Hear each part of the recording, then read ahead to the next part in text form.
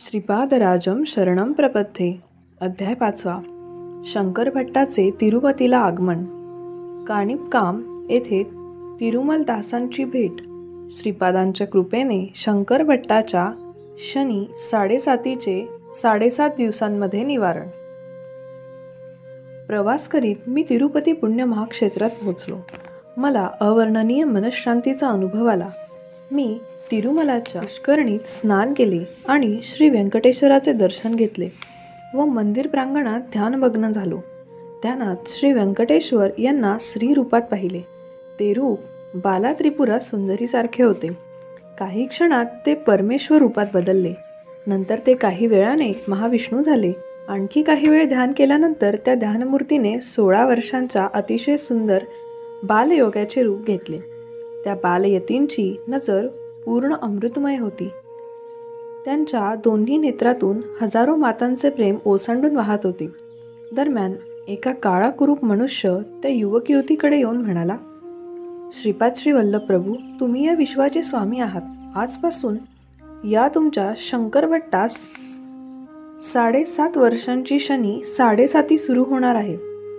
मी त्यास या जगातील सर्व संभवनीय दुःखे भोगावयास लावीन. मी प्रभूंच्या आदेशासाठी उभा आहे. दयावान श्रीपाद प्रभू म्हणाले, शनीश्वरा, तू नियतीचे कारण आहेस. तू लोकांना त्यांच्या कर्माची फळे भोगावयास लावतोस आणि त्यांना कर्मबंधनातून सोडवतो. तू तुझे धर्म कर्तव्य कर. आश्रित भक्तजनांचे रक्षण करण्याची माझी प्रतिज्ञा असल्याने मी शंकर भट्टास तुझ्यापासून होणाऱ्या त्रासापासून कसे सोडवतो व रक्षण करतो ते पहा. या संभाषणानंतर श्रीपाद आणि शनीश्वर दोघेही माझ्या ध्यानातून अदृश्य झाले. नंतर मला देवमूर्तीचे ध्यान करणे अवघड होऊन बसले. मी समजून चुकलो की आगामी काळ कठीण असून श्रीपाद प्रभू मला पीडेतून सोडवतील. मी तिरुमलाहूनही तिरुपतीस आलो. तिरुपतीच्या रस्त्यांवरून मी मनाला वाटेल तसा चालत होतो. मन अस्थिर होते. एका न्हाव्याने मला बळजबरीने थांबवले व म्हणाला, तू 20 वर्षांपूर्वी आपल्या घरातून निघून गेलास. सुबैया आहेस ना? तुझे आईवडील काळजी करतायत. तुझी पत्नी यौवनातीत आली आहे म्हणून तू तिचा स्वीकार कर आणि मुलाबाळांसह सुखाने राहा, असे न्हावी दरडावून म्हणाला. मग मी स्पष्टीकरण केले, महोदय, मी शंकर भट्टा नावाचा कर्नाटकमधील ब्राह्मण आहे. मी तीर्थयात्रा करणार आहे. मी दत्तभक्त आहे. प्रभू दत्त श्रीपाद श्रीवल्लभ म्हणून अवतरले असे ऐकून त्यांच्या दर्शनासाठी मी कुरुगड्डाला जात आहे. परमपवित्र गायत्री मंत्राची शपथ घेऊन सांगतो की मी ब्रह्मचारी आहे. तुम्ही समजता तो सुबैया न्हावी मी मुळीच नाही. त्याने माझ्या म्हणण्याकडे लक्ष दिले नाही. तेथे बरेच लोक जमा झाले. सर्वजण मला दोष देत होते. त्यांनी मला सुबैयाचे घरी आणले. प्रत्येकजण आपापल्या परीने मला दोष देत होता. सुबैयाच्या आईवडिलांनी मला त्यांचा मुलगा समजून अनेक प्रकारे समजाविले. मी त्यांना सोडू नये आणि वयात आलेल्या पत्नीला सोडणे महत्पाप आहे असे ते म्हणाले. लोकांपैकी एक जण म्हणाला की दाढी आणि मिशांमुळे सुबैया गबाळा दिसत आहे. आपण त्याची दाढी केल्यास तो चांगला दिसेल. मी त्यांना अनेक वेळा मी सुबैया नाही असे सांगूनही त्यांनी बळजबरीने माझ्या डोक्याची चंपी करून दाढी व मिशा काढून टाकल्या. त्यांनी माझे जानवेही खांद्यावरून काढून टाकले. त्यांनी माझ्यावर उपाय करण्यासाठी त्यांच्या परिचयातील एका मांत्रिकास बोलावले. त्या व्यक्तीने विचित्र कपडे घातले होते. त्याची भयानक दृष्टी माझ्या मनाला चिरून गेली व तीव्र वेदना झाल्या. त्यांनी माझे हातपाय बांधून धारदार चाकूने माझ्या डोक्यावर जखमा केल्या. त्या जखमांवर त्यांनी लिंबाचा रस व इतर रस ओतले. मला असह्य वेदना होत होत्या. त्यांनी असा निष्कर्ष काढला की सुबैयाने घर सोडल्यानंतर त्याला एका ब्राह्मण पिशाच्याने झपाटल्यामुळे जानवे घालून तो मंत्र म्हणतो. तिरुपतीमधील ब्राह्मण समाज देखील गप्प राहिला. त्यांना असे वाटले की नगरीतील प्रवासी सुबैया आहे आणि त्याला ब्राह्मण पिशाच्याने झपाटले आहे. जेव्हा मला त्या नगरातील वयस्कर ब्राह्मणांकडे घेऊन गेले तेव्हा त्यांनी सांगितले की मी कर्नाटकातील भारद्वाज गोत्राचा स्मार्त ब्राह्मण आहे आणि मला नमक चमक मंत्र येतात. तसेच मी रोज संध्यावदन करतो. त्या वयस्कर ब्राह्मणांना हे खरे वाटले नाही. ते म्हणाले की याला कन्नड ब्राह्मण भूताने धरले असून अचूक उपायांनी बरे केले पाहिजे. जखमांच्या वेदनांनी मी बेशुद्ध झालो. माझा आक्रोश अरण्यरुदन ठरला. मी शुद्धीत आल्यावर हुबेहूब माझ्याप्रमाणे दिसणारा एक काळा माणूस माझ्यासमोर बसलेला मी पाहिला. तो काही न बोलता माझ्यात शिरून माझ्याशी एकरूप झाला. मला असे वाटले की की शनीच्या 7.5च्या प्रभावामुळे माझे नशीब खालीवर होत असून पुढील 7.5 वर्षांचा काळ मला खूपच कष्टाचा जाईल आणि यातून केवळ श्रीपाद श्रीवल्लभच मला वाचवू शकतील. त्या महावेदनांमध्ये देखील मी मनाने श्रीपाद श्रीवल्लभांचे नामस्मरण करत होतो. श्रीचरणांच्या नामस्मरणामुळे मला वेदना कमी होत होत्या. मांत्रिकांचे कोंबड्या व बकरे यांचे बळी देणे आणि विचित्र प्रकारे पूजा करणे चालू होते. मला पथ्याचे जेवण दिले जात होते. मांत्रिकाने ठरवले होते की सुबैयाला ब्राह्मणभूताने झपाटले असल्याने त्याला केवळ शाकाहारी जेवण द्यावे. मला अशी भीती वाटली होती की ते मला बळजबरीने मांस खाऊ घालतील, परंतु श्रीपादांच्या कृपेने मला फक्त शाकाहारी जेवण दिल्याने माझ्या मनाला तेवढा दिलासा मिळाला. 3 दिवस मी तीव्र नरक यातना भोगल्या. त्या नरकासमान वेदनांमध्ये देखील मी श्रीपादांच्या नामस्मरणाचा विस्मरण होऊ न दिल्याने 4थ्या दिवसापासून वेदनांचा उपशम झाला. माझ्या शरीरावर विविध आणि विचित्र प्रयोग केले जात होते. मांत्रिक मला चापकाने मारीत असे. मी थरथर कापून ओरडलो, श्रीवल्लभा शरणम शरणम, मला वाचवा. दत्तप्रभूंना दृढ भक्तीने शरण आल्यावर नरकयातना कशा काय होऊ शकतात? त्या क्षणीच एक आश्चर्य घडले. जरी माझ्या अंगावर चापके फटके बसायचे दिसत होते तरीही मला किंचितही वेदना होत नव्हत्या. उलट मांत्रिक वैद्य वेदनांनी कळवळत होता. तो मला चाबूक मारीत असूनही त्या फटक्यांच्या वेदना त्याला का होत होत्या हे मला समजले नाही. तो मला विचित्र नजरेने न्याहाळीत होता. श्रीपादांची दिव्य लीला पाहून मला हसू आले. मी जर पथ्याचे भोजन दिले जात होते तरीही ते मला अतिशय रुचकर लागत होते. मी पोटभर जेवू लागलो. जे अन्न मी श्रीपादांचा कृपाप्रसाद म्हणून खात होतो. मात्र मांत्रिक जरी कोंबड्या आणि बकऱ्या यांचे मांस त्यांच्या आवडीप्रमाणे खात होता तरीही त्याला ते विषासारखे भासत होते. त्याची प्रकृती क्षीण होत होती. मग त्याने माझा छळ थांबविला आणि तो आपल्या वेदमंत्रात घालवू लागला. माझ्यावर उपचार सुरू केल्यापासून 5व्या दिवशी त्याचे घर जळून गेले. त्याच्या घरी त्या दिवशी अग्नी पेटवला नव्हता. तरीही सर्वांच्या समक्ष मांत्रिकाच्या घरात अग्नी निर्माण होऊन घर भस्म झाले.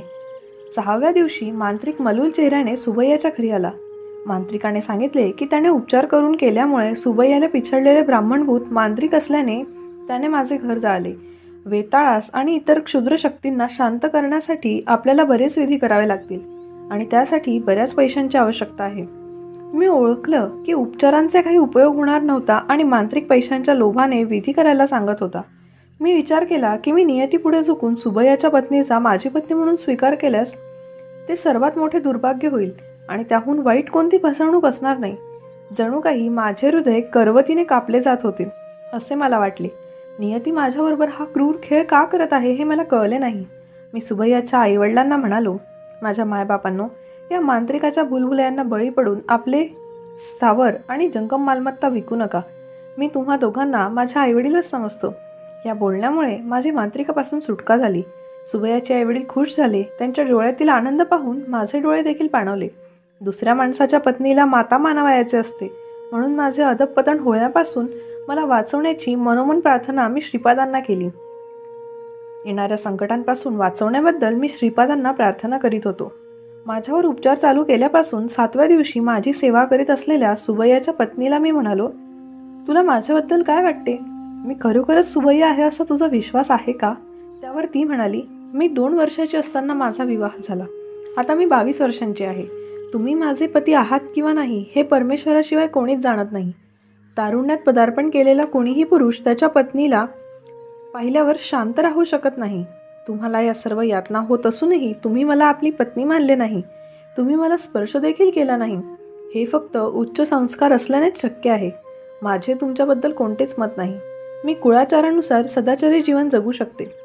तुम्ही माझे पती असाल तर तुमचा या नम्र दासीला सोडू नये. या उलट माझ्या पतीने 20 वर्षांपासून घर सोडले होते आणि मला काहीही कळत नव्हते. अशा वयात माझे लग्न झाले होते म्हणून तुम्ही माझा पत्नी म्हणून स्वीकार करू शकता. मी आपल्या पावलांवर पाऊल ठेवून चालेन. तुम्ही नेहमी स्मरण करता ते श्रीपाद श्रीवल्लभ कोण आहेत? ते सद्गुरू असल्यास या जटिल समस्येची नैतिक उकल करण्याची मी त्यांना प्रार्थना देखील करीन. तिचा युक्तिवाद मला देखील योग्य वाटला. मग मी म्हणालो, श्रीपाद श्रीवल्लभ प्रत्यक्ष दत्तप्रभू आहेत. त्यांनी या कलियुगात अवतार घेतला आहे. सध्या ते कुर्वापुरममध्ये आहेत. ते आपल्या भावनांप्रमाणे वागतात. आपण त्यांना सद्गुरू मानल्यास ते आपल्याला सद्गुरू म्हणून अनुभव देतात. आपण त्यांना परमात्मा समजल्यास ते स्वतःला परमात्मा असल्याचे सिद्ध करतील. छान. तू देखील श्रीपाद श्रीवल्लभांचे नामस्मरण केल्यास तुझे कर्तव्य तुला नक्की समजून येईल. सर्वांना मान्य होईल असा मार्ग मिळेल. त्या दिवशी शैवपंथाचा निम्न जातीचा मालजंगम तेथे आला. त्याच्याजवळ ताडपत्रांचे अनेक ग्रंथ होते. थोड्याच वेळात तो स्थानिक लोकांमध्ये मान्यवर व्यक्ती झाला. तो भेटलेल्या सर्वांना भूत, वर्तमान, भविष्याच्या घटना सांगत असे. ते ताडपत्र ग्रंथ नाडी ग्रंथ असल्याचे तो सांगत होता आणि त्यांना रमल विज्ञान म्हणत असे सांगून त्या ग्रंथातील सर्व भविष्य त्यात सांगितल्याप्रमाणेच असते असेही तो सांगत होता. विनंतीवरून तो सुबैयाच्या आईवडिलांच्या घरी आला. त्याने मला काही कवड्या दिल्या आणि त्या जमिनीवर टाकण्यास सांगितल्या. काही आकडेमोड केली आणि ताडपत्र ग्रंथातून एक पान काढले. ते वाचू लागला. प्रश्नकर्ता शंकरभट्ट नावाचा कन्नड ब्राह्मण आहे. तो श्रीपाद श्रीवल्लभांचे जीवनचरित्र लिहिल. तो आणि दुसरा व्यक्ती हे पूर्वजन्मी कुंदुरुकू नगराजवळ मोगलीचेरा, जिल्हा प्रकाशम या गावी जन्मले होते. त्या दोघांनाही जुगाराचा फार नाद लागला. त्या गावात स्वयंभू दत्ताचे एक सुप्रसिद्ध मंदिर आहे. हा त्या गावच्या मंदिराच्या पुजाऱ्याचा लहान भाऊ म्हणून जन्मला. त्याचा बंधू उपस्थित नसताना हा मंदिरातील पूजा व इतर विधी करत असे. तो त्याच्या मित्राबरोबर त्या मंदिर परिसरात जुगार खेळत असे. ही फार अपेक्षार्ह बाब होती. एके दिवशी तो आपल्या मित्राबरोबर विचित्र बोली लावून जुगार खेळला. याचा मित्र जिंकल्यास त्याने त्यास ठरलेली रक्कम द्यावी. हा मनुष्य जिंकल्यास त्याच्या मित्राने आपली पत्नी या गृहस्थास द्यावी. प्रभू दत्त या बोलीला साक्ष होते. या दोघांनी तशी दृढ शपथ घेतली आणि जुगार खेळले. प्रभू दत्त आणि अतिनिंदनीय गोष्ट त्यांच्यासमोर घडत असल्याचे बघत होते. शंकरभट्ट जुगारात जिंकला. मित्राने शंकरभट्टास पत्नी देण्याचे नाकारले. विवाद वडीलधाऱ्यांकडे नेण्यात आला. त्या जातीतील वयस्कर पंच जमले. असा निर्णय झाला की दत्तप्रभूंच्या समक्ष हे दुष्कृत्य होणे हा अक्षम्य अपराध आहे. त्यांनी असाही निर्णय घेतला की शंकरभट्टाने दुसऱ्या माणसाच्या पत्नीचा वाम मार्गाने उपभोग घेण्याचा अशा प्रकारे प्रयत्न केलेला असल्याने त्याच्या डोक्यावर गरम तेल ओतावे. त्याच्या मित्राने आपली पत्नी जुगारावर लावल्याने त्याचे जनेंद्रिय छेदून त्यास नपुंसक करावे. त्या दोघांना शिक्षा दिल्यावर त्यांना त्या गावातून हकलून द्यावे. त्यांनी त्याचा निर्णय अंमलात आणला. शंकरभट्टाने त्या जन्मात अल्पकाळ दत्तसेवा केली असल्याने तो या जन्मी काही दत्तभक्ती असलेला मनुष्य म्हणून जन्मला. त्याच्या मित्राचा तिरुपती महाक्षेत्रात न्हाव्याच्या घरात सुबैया नावाने जन्म झाला.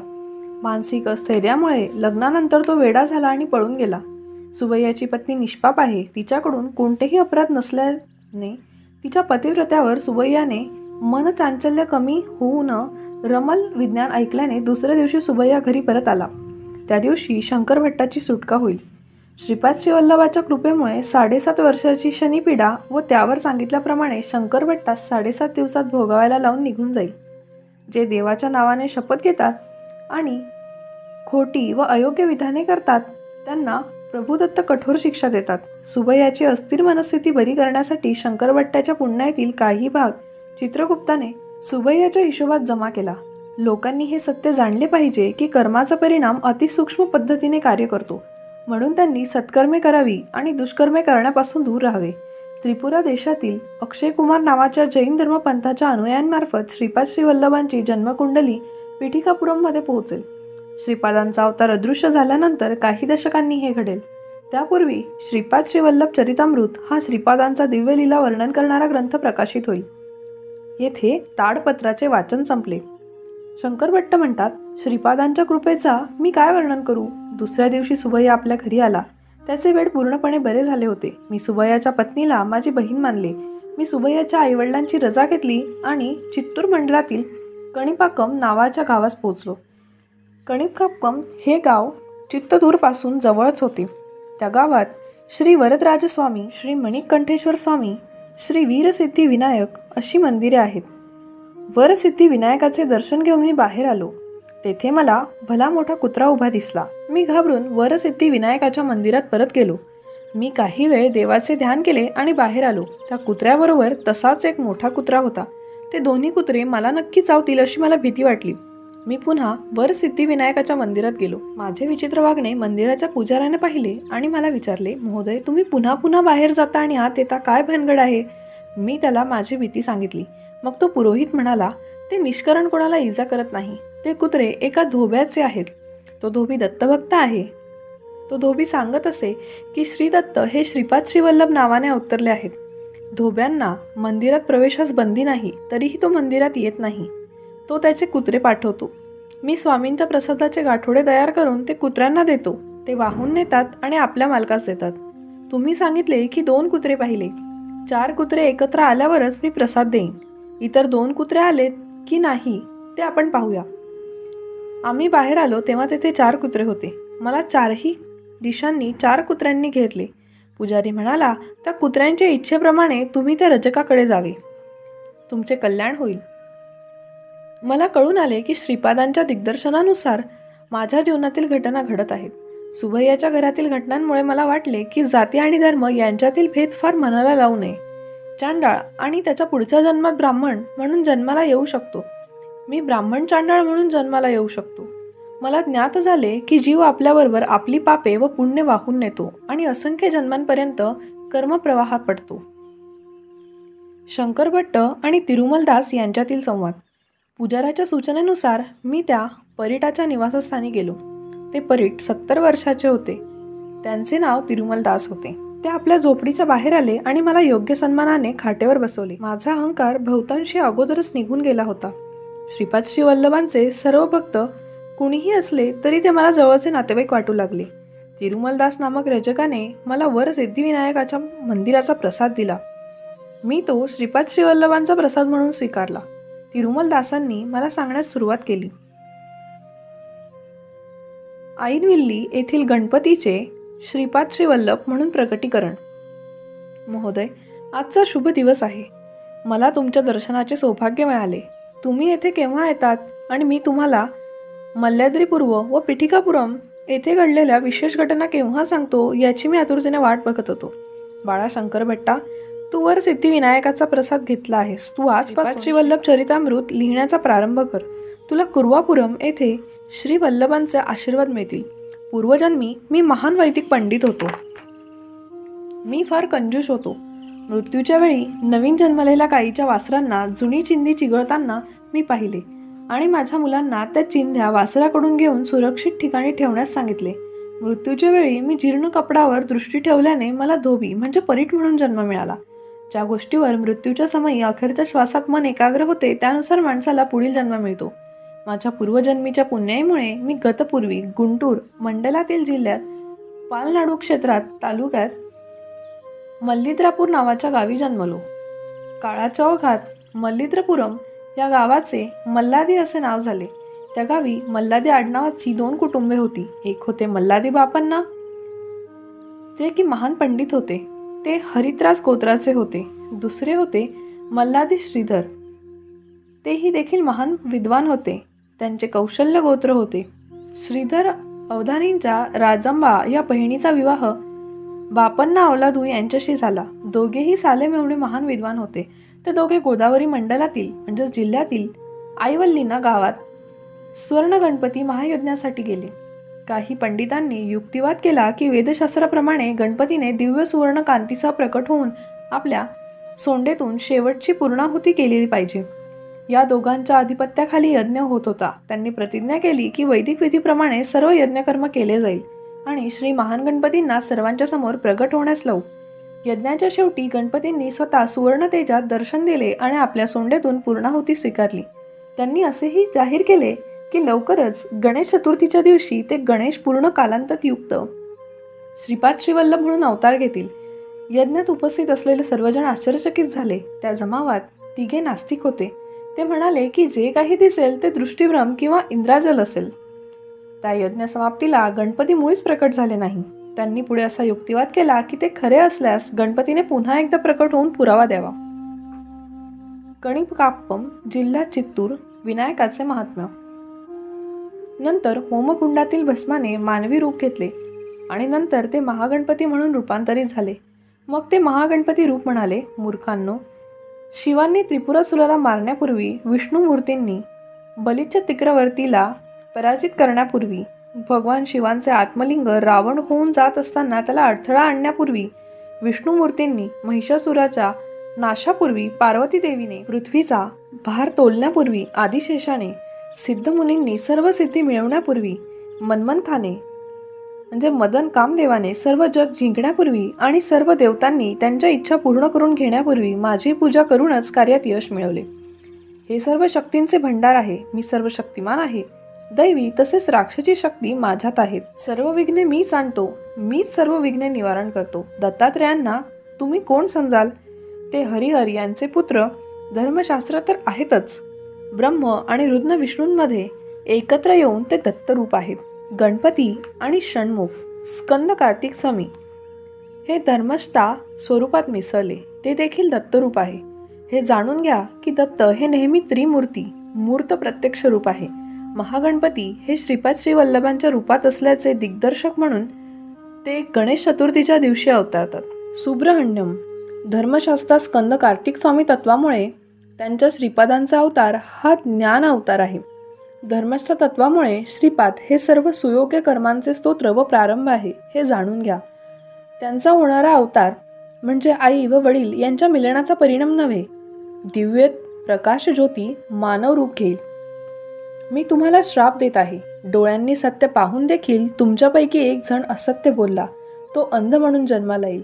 दुसऱ्याने सत्य स्वरूपाची वाचने स्तुती करण्याऐवजी त्याची चेष्टा केली. तो मुका जन्माला येईल. तिसऱ्याने अनेक सत्यवादी भक्तांना सत्य सांगूनही त्याकडे कान दिले नाहीत. त्यामुळे तो बहिरा म्हणून जन्माला येईल. तुम्ही सर्व तिघेजण बंधू म्हणून जन्माला याल आणि माझी स्वयंभू मूर्ती पाहिल्यानंतर तुम्ही पापमुक्त व्हाल. बेटा, ह्या 3 व्यक्तींचा काणिकाप्पंमध्ये बंधू म्हणून जन्म झाला. जर त्रिमूर्ती दत्तांनी निंदा केली तर असंख्य विघ्ने येतात. या 3 भावांनी एक कणी किमतीची सुमारे 1 एकर जमीन किंवा 1 रुपयाच्या 64वा भाग या किमतीची महाराष्ट्रातील जुन्या काळी 16 आणे याची किंमत 1 रुपया होती. त्यानुसार 1 आणा हा 1 रुपयाचा 64वा भाग येतो.